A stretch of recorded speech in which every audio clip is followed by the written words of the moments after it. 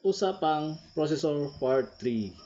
Bakit usually sa mga company, lalo na yung mga virtual jobs, ang isa sa mga system requirements na hinahanap sa iyo is ang Intel.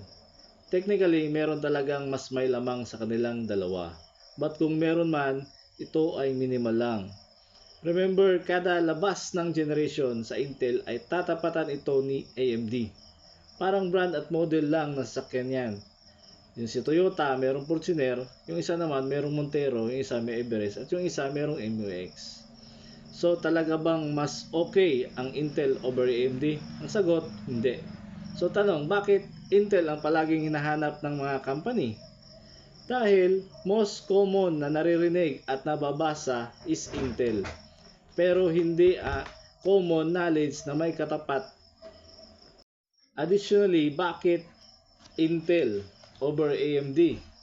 Dahil yung presence ng Intel talaga matagal na, nasa branding na nila.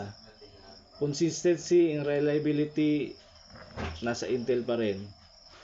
Tas yung mga laptop, most common Intel ang nakalagay. Tsaka yung mga innovation rin, mas madali mag-innovate si Intel.